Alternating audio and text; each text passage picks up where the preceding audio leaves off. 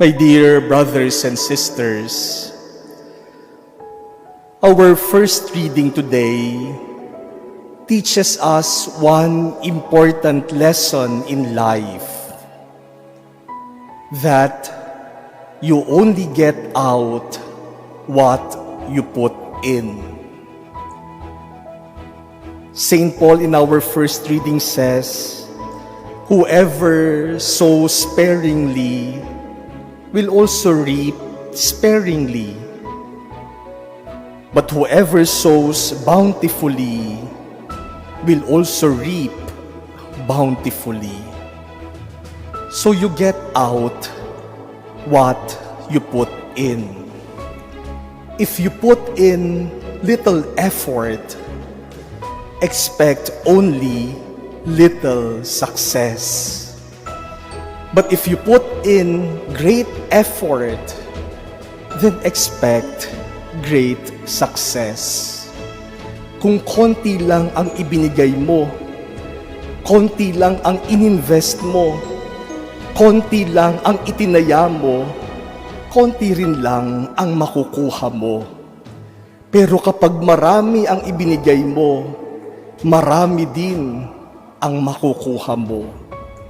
You only get out what you put in. But Jesus, in our gospel today, teaches us something more.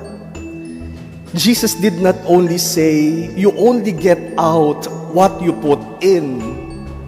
Jesus also tells us that if you want to get more than what you put in, if you want to reap more than what you sowed, then see to it that you put in what you put in, what you sowed is intended for others. Because God will make us bear more abundantly if what we sowed is for others.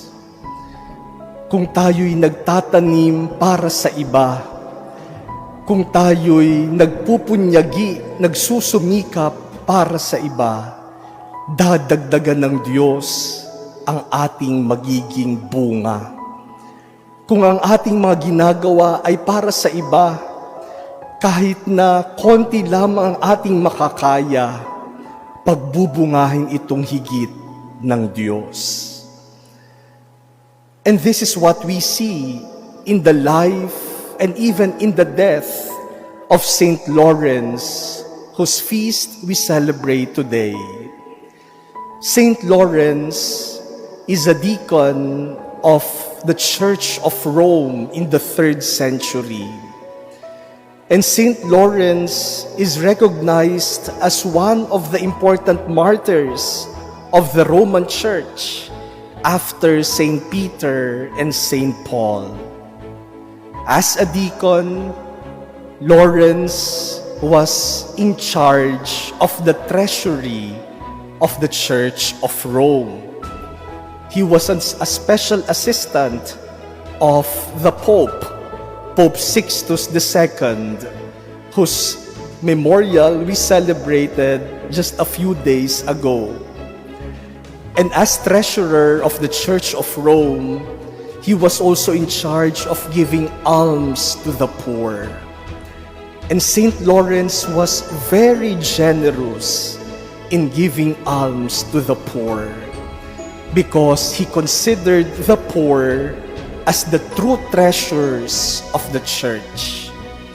When he was asked by the prefect of Rome to bring to him all the treasures of the church, he did not bring gold or silver or money.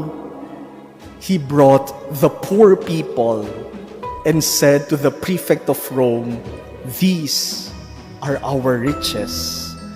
Ang kayamanan ng simbahan ay ang mga dukha.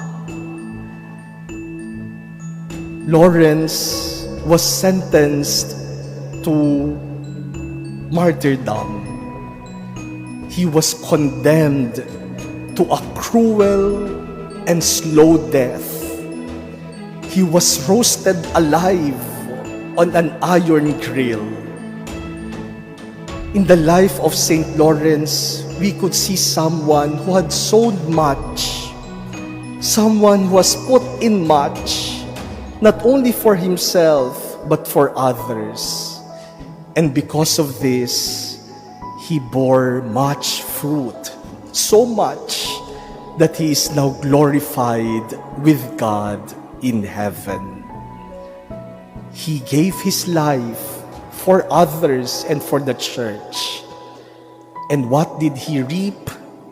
Eternal life, so much more than what he put in. My dear brothers and sisters, you only get out what you put in. But if you want to get more than what you put in, then do not just think of yourself. Put in for others, and God will make you reap abundantly.